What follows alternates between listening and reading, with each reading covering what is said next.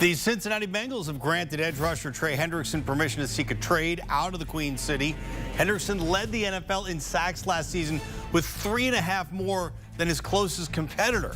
If the Bengals can move the runner-up for Defensive Player of the Year, they'll save $16 million on their books.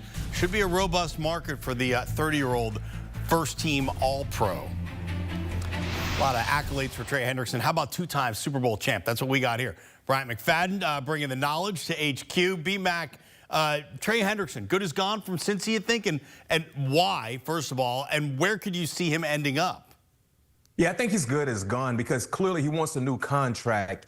And if you've been living under a rock, Russ, there are quite a few guys that are looking for new deals that's a part of the Cincinnati Bengals. And it's safe to say Trey Hendrickson is at the bottom of that pecking order, starting off with Jamar Chase. So they're trying to see what they can get in return in terms of resources, draft picks, ideally, for Trey Hendrickson. But I believe he will be playing elsewhere for another organization in 2025. And then when you talk about Cincinnati, where does that leave Cincinnati?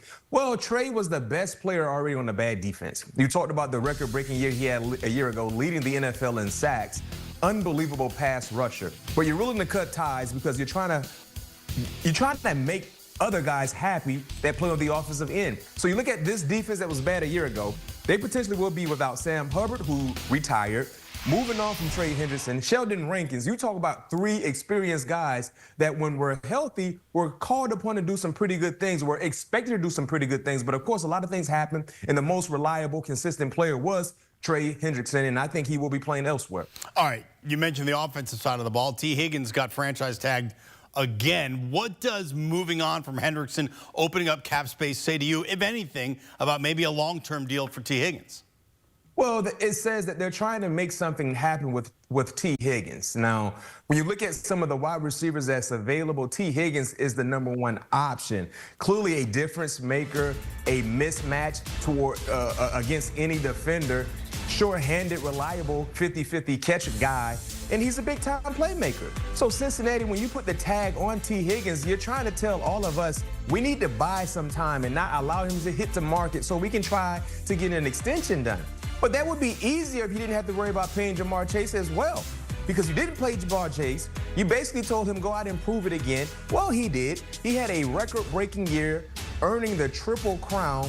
And now his asking price will be higher than it was a year ago.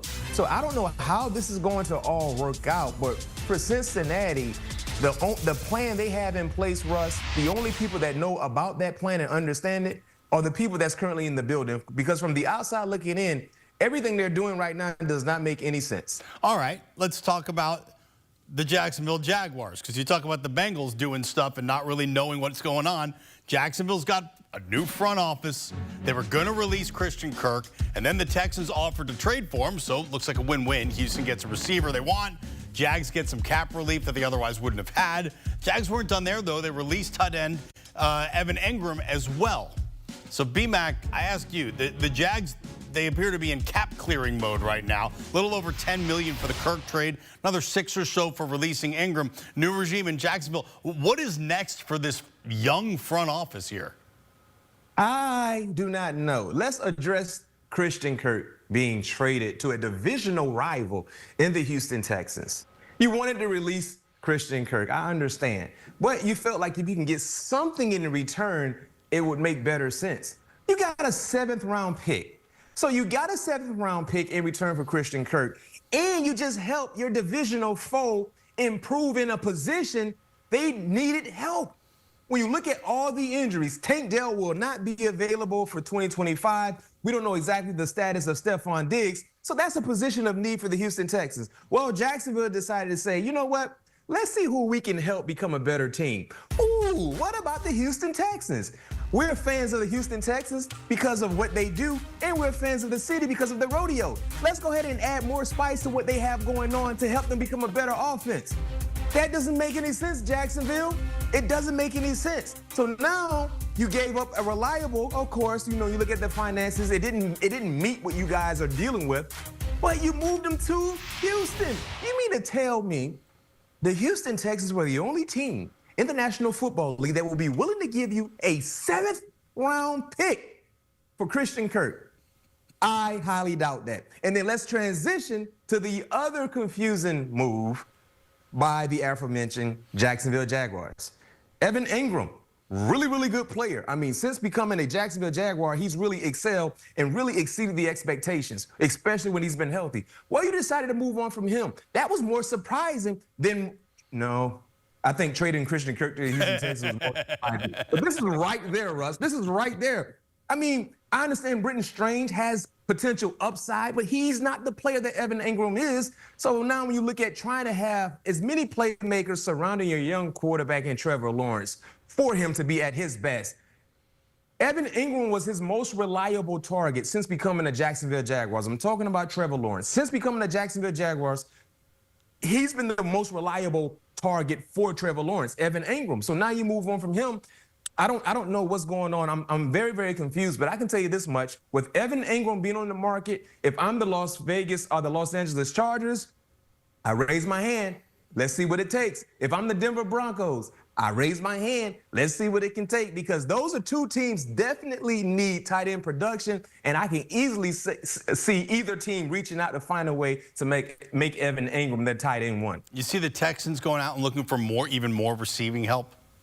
Yeah, you know what? They should call Jacksonville and see what it takes to get Brian Thomas Jr. Since they're in a given mood right now, let's see what else Jacksonville is willing to give up right now, because you got them in a soft spot right now. So, yes, but like I said, if you're Jacksonville, I'm not helping. It got to be a can't say no deal, right? Right, Russ? You don't help your division foe. This is a team that has been kicking dirt on you over the last few years. Come on, Jacksonville. Be smart, be better. All right, look, you also have other receivers. Chris Godwin's out there, DK Metcalf, Devonta Adams. You have three guys, very different situations, some circumstances, all names I think we're going to be hearing about in the wide receiver market. If you ran a team with a need at receiver, which way would you turn at this point? Wow. If the asking price isn't too high for DK Metcalf, DK will be my number one, and here's why, Russ. He's only 27 years old. Only 27. You talk about being a matchup nightmare. 6'4", 235, 240, running a 4.3, short-handed pass catcher, and what he does in the running game is just bully folks. I love that. Now you got to trade to go get him. You have to trade to go get him. We're hearing they want a first-round pick in return for DK, along with some other picks. That's not happening. That's not happening. I don't think there's a team that will be willing to give you a first-rounder, especially a high first-rounder. Maybe something in the back end, close to the second round, potentially. But I don't see a team willing to give you a high first-round pick in return to get DK, and you have to pay him. See, that's the thing that all three guys that you mentioned, Russ, they have in common. You have to pay each guy, right? DK Metcalf, Chris Godwin, Devonta Adams. You would have to pay each guy. So each guy's, they're looking for new money, and DK, you have to trade for him. So that would be my first pick if the asking price isn't too high. DK Metcalf, like I said, he's 27. Chris Godwin is 29. Devonta Adams is around 32 years old, so he still has a lot of tread left on his tire, but I'm going with the younger guy, not to mention the guy who's the bigger matchup nightmare for almost any defender he's facing in the secondary. Post-combine, pre-draft, new league year starting up next week. This is the NFL silly season. It is clearly underway. That's Bryant McFadden. B-Mac, thanks a lot, man. Talk to you soon. All right, here's a look at the list of teams with the most cap space right now as the offseason really picks up. Of course, the number means one thing. What you do with that money has more of an effect on what you'll be next year. Coming up, some deep think bracketology, pondering a 3 number 1 seed SEC, and Duke, product of an inferior conference. Jerry Palm bringing the heat when we come back on CBS Sports HQ.